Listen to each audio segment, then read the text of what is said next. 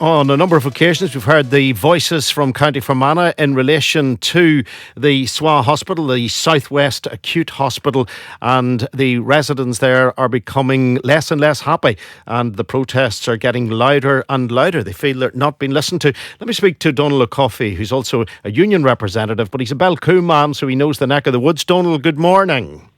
Good morning there, Frank. What's the main issue here, Donal?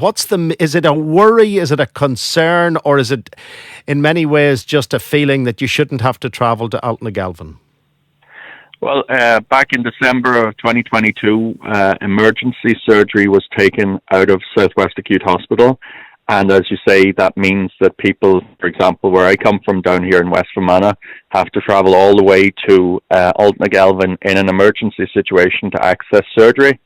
And you can imagine, like there's farm accidents, there's industrial accidents, there's car accidents, there's people needing gallstones removed. All sorts of things happen, and you need surgery in a hurry. And if you have to drive all the way across from, say, South Fermanagh or West Fermanagh or East Fermanagh, all the way up to Altnagelvin, it's a long ask. And then there's also the consequential things around family members having to go all the way up there if you do manage to get treatment and so on.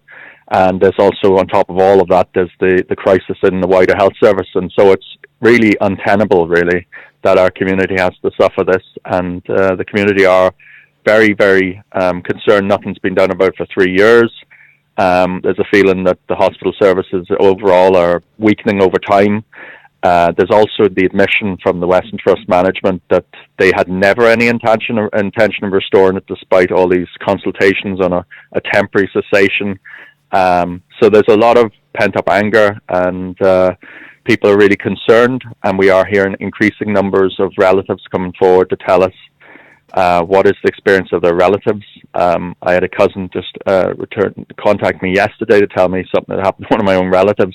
They couldn't get seen to locally, and they had a terrible experience in Altnagelvin. There was real concern, and this is happening more and more people. Everyone is now knowing someone who's had this experience, and people aren't going to stand for that anymore. The Western Trust, of course, they will say that people can be treated at the ambulatory surgical patient unit, that you're painting a picture that everyone, when they take ill, has to head to Derry. Well, obviously they can do medical treatment, what's called medical treatment, but surgical treatment they can't do. So if you need surgery, there's no surgery in SWA in an emergency. The only surgery in SWA in the whole hospital is if there's elective, if you book yourself in and a consultant comes down to deliver it. That's the sort of surgery we have at the moment. And that just doesn't meet the needs of our community. That's the reason this hospital was built here in the first place. The hospital will cost the public purse approximately, I think it's £724 million over the term of the PFI. And the whole reason that hospital was built there was because of the emergency needs of this community, because our geography, our location, and it just seems like that's just been forgotten about and no longer matters. We're told it doesn't matter how long it takes you to get to the hospital in an emergency for surgery. I think people know that that's not true.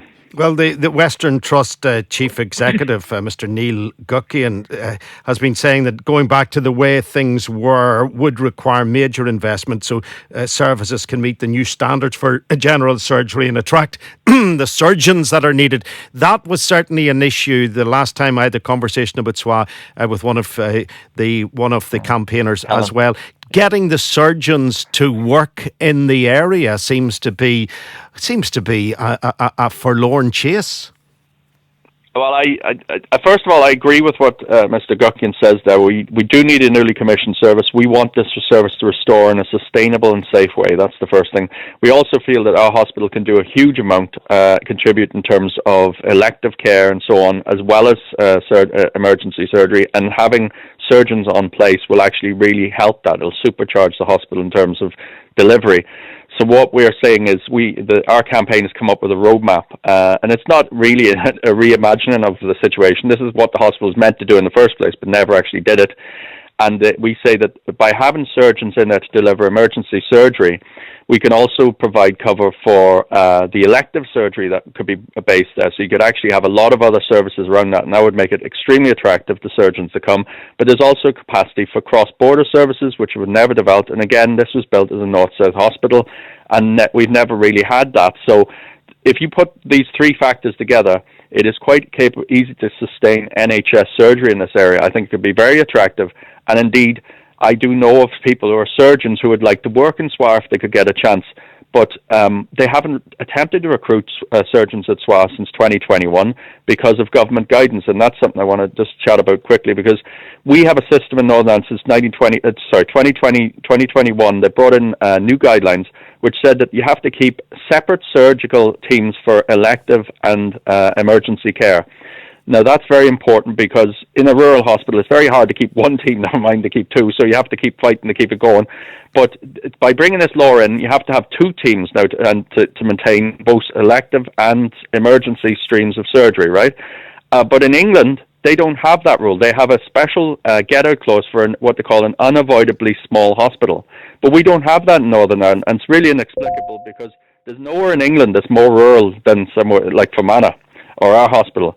So I think if there's anywhere should have an allowance for this sort of integrated approach that you have for unavoidably small hospitals in England in the NHS, then we should have it down here. And I think if we had that, then this would become an extremely attractive prospect to any prospective applicant for a surgical position here. It certainly seems like a missed opportunity when you refer to north-south, or even probably geographically you could be talking about west and further west, that they don't seem to be maximising the potential of the hospital when you look at the hinterland there of Cavan, Leitrim, Sligo and so on. Yeah, I agree. I like. There's huge potential. There's a gap. It's called the Central Border area, and it's largely bereft of a lot of services. And we're lucky enough to have a really world-class NHS hospital in Enniskillen. And what we're saying is, let's make the most of that. Let's have ambition rather than managed decline. And that's where we're. So many things in Northern Ireland is about managed decline. What we're saying is, we, as our community, is looking for ambition for NHS services to be developed here that they can deal with their own population, they can deal with our emergency needs, but they can also deal with cross-border, and we can work in collaboration, and that's just going to help the NHS here in Northern Ireland. So I think that's something that everybody should be getting behind, and certainly in Fermanagh, this is something that has got huge support. Our campaign is actually getting stronger as the weeks goes by. Unfortunately, as the cases arise of people having this dreadful experience of having to go all the way to Galvin to get life-saving surgery in an emergency, this campaign is getting stronger, we'll get more determined, but we need to see action from Stormont, and we're not seeing that unfortunately. This is really a decision for the Minister and for the Executive as a whole. This is a cross-cutting issue. This impacts every aspect of our lives down here in Fermanagh. If you don't have access to emergency surgery, like I've heard of MLAs saying that they don't know whether people should even live down here because it's becoming increasingly unsafe. That's the reality. This is how can you come to a place where you can't access emergency surgery when you need it? And that's not right. Yeah, I can understand why the people, understandably, I can understand why they are up in arms, because you have a fabulous facility that doesn't seem to be fully utilised. But is there any liaising at all cross-border? Because there's a significant hospital in Sligo, isn't there? There is. I'm not that far from the one in Sligo, but believe it or not, the ambulances can't actually go cross-border.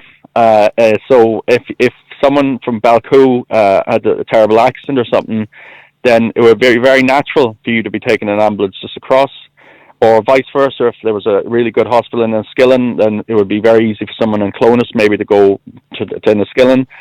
That sort of arrangement's never happened, and it means that we have to go all the way from South Fermanagh all the way to Galvin. Now, that's another question. I don't think we're going to solve all the problems of the world. What our focus as a campaign really is about returning services to our hospital, emergency general surgery. But certainly, I think cross-border services can actually underpin NHS services here. Cross-border provision can underpin NHS services in Enniskillen.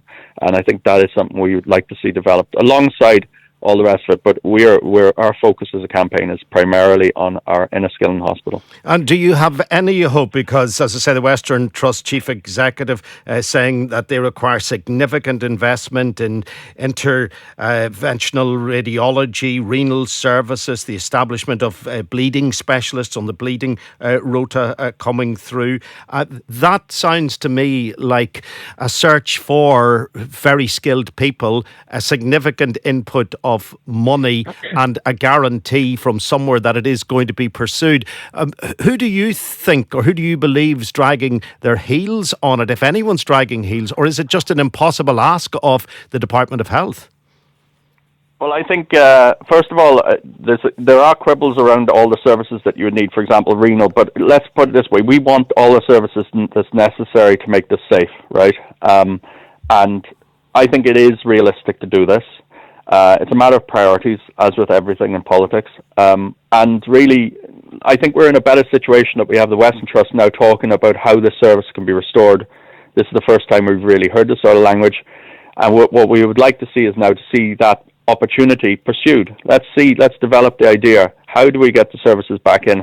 What would we need? Let's put the package together. Let's see how much that's going to cost, because that's really a money issue.